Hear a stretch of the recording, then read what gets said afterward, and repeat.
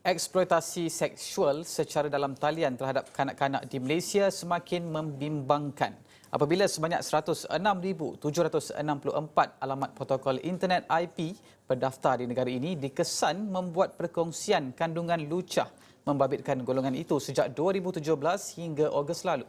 Baik, untuk bercakap tentang hal ini ialah Prof. Datin Dr. Mariani Mat Noor, merupakan pakar psikologi kanak-kanak Segi Universiti.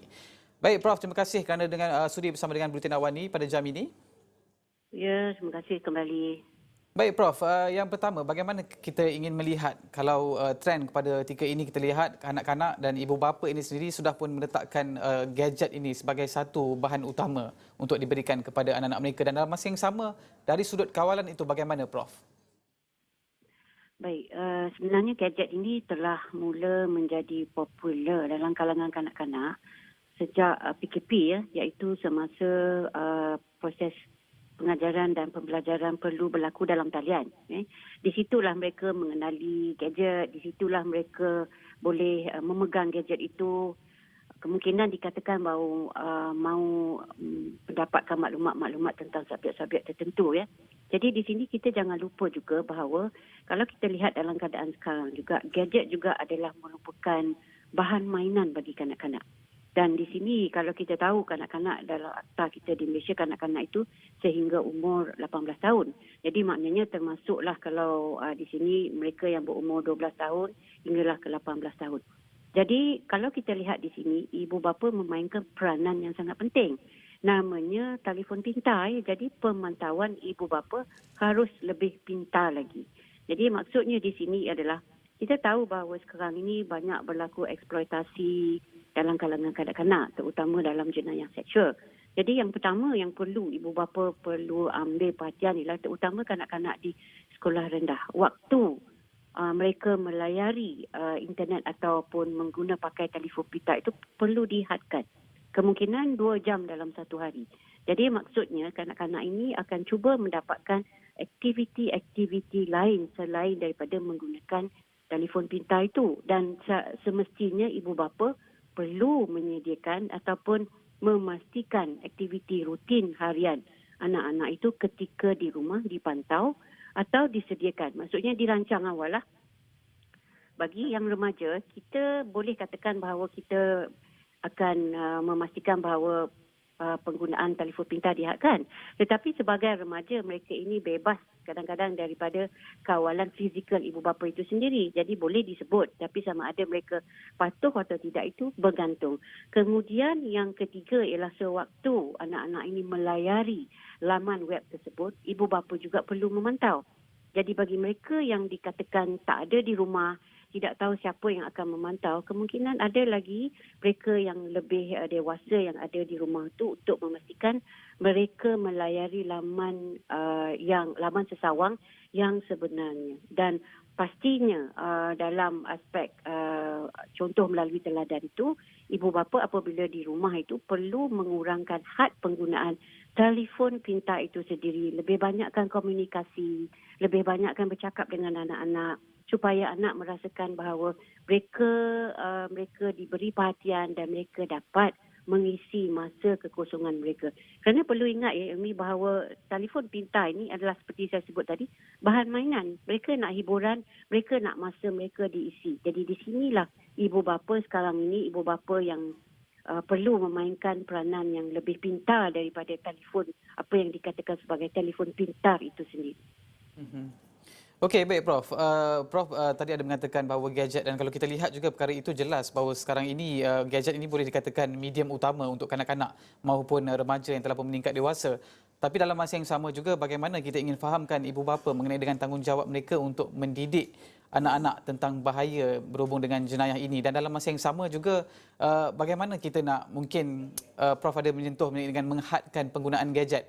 Tapi dalam masa yang sama kita melihat situasi ketika ini penggunaan gadget ini lebih utama berbanding dengan soal ibu bapa yang mungkin ingin meluangkan masa dengan anak-anak dan kita sudah lihat gadget ini merupakan mungkin option untuk ibu bapa buat masa ini menyerahkan sepenuhnya gadget itu pada anak-anak, Prof. Ya, ayat yang akhir itu memang saya setuju ya kerana ada segelintir ibu bapa yang menggunakan telefon pintar sebagai babysitter. Ya, kalau kita masuk dalam mana-mana restoran pun kita lihat anak-anak kecil asyik dengan melayari laman sesawang apa yang kita tak pasti, mungkin education lah. Mungkin ada yang kata nanti itu education. Tetapi daripada education itulah nanti tangan mereka orang kata dengan kemas memetik-metik perkataan-perkataan dan kita takut nanti keluarlah perkara yang tidak sepatutnya dilihat dan dituntut. Ya. Jadi apa yang perlu ibu bapa buat di sini, kita tahu bahawa gadget ini satu yang sekarang ini satu yang wajib bagi anak-anak, terutama untuk proses pendidikan. Jadi, tapi dalam masa yang sama, ibu bapa perlu menyedari bahawa penggunaan gadget yang berlebihan, yang tidak dapat dikawal, apa yang dilayari, itu boleh membawa kepada perkara-perkara yang negatif, yang kita tidak tahu satu masa nanti akan memberikan impak yang begitu negatif kepada diri kanak-kanak itu sendiri yang menggunakan telefon pintar itu. Jadi kalau saya lihat di sini, kesedaran itu memang telah ada. Ya. Kalau contohnya apa yang kita bincang sekarang ini adalah memberikan kesedaran. Tetapi masalahnya ialah isunya ialah sama ada ibu bapa itu mahu mengambil apa yang disarankan yang kita bincangkan ini. Jadi itu yang saya katakan, ibu bapa harus lebih pintar. Kerana dalam dunia keadaan sekarang ini, anak-anak itu bukan saja boleh mendapat informasi daripada guru-guru, kawan-kawan ataupun ibu bapa itu sendiri, tetapi juga daripada laman sesawang yang mereka boleh perolehi menggunakan telefon pintar. Jadi di sini sekarang ini, apa sahaja yang perlu dibuat oleh ibu bapa, mereka perlu dahulukan anak-anak itu untuk memastikan bahawa kita tidak mahu nanti anak-anak ini terlibat dengan jenayah seksual yang sangat berleluasa sekarang ini dalam talian. Itu yang patut dipastikan. Mhm. Baiklah Prof, kalau kita melihat kepada angka sudah pasti merupakan satu angka yang agak membimbangkan khususnya ia melibatkan golongan kanak-kanak itu sendiri. Tapi dalam masa yang sama bagaimana Prof melihat pihak agensi terlibat khususnya daripada syarikat telco, daripada pihak media sosial, adakah Prof rasa ada wujud kekurangan dari segi penguatkuasaan, penyelarasan dan sebagainya Prof? Baik, mereka yang menyediakan orang kata platform laman sesawang ini adalah lebih kepada mereka yang dikatakan money matters. Tetapi money matters ini kalau boleh perlu seiring dengan kemenjadian anak-anak kita itu. Kemenjadian di sini maksudnya ialah kita nak didik anak-anak kita dalam konteks ketimuran kita supaya mereka tidak tersasar daripada pemikiran yang sepatutnya yang mereka telah dididik dalam konteks sistem pendidikan kita itu sendiri. Jadi sekarang ini apa yang perlu dibuat adalah pihak-pihak tertentu terutama Suruhanjaya Komunikasi dan Multimedia Malaysia perlu menjalin kerjasama penguatkuasaan. Ya, bersama orang kata mereka yang menyediakan platform-platform ini dan dalam masa yang sama juga pada saya perlu bekerjasama juga dengan pihak Polis Diraja Malaysia dan tidak ketinggalan juga sistem pendidikan kita sendiri.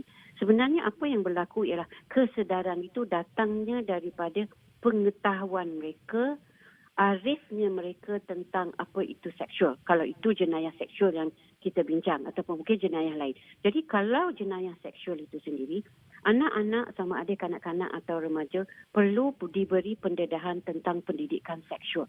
Kerana itu dalam sistem pendidikan kita memang ada pendidikan seksual. Sekarang ini tahap yang seterusnya ialah pendidikan seksual itu harus dilaksanakan dengan sebaik yang mungkin. Jangan ada yang malu untuk memperkatakan perkara yang sebenar. Kerana dalam adat ketimuran kita bila kita sebut pendidikan seksual, masyarakat kita perlu tabu.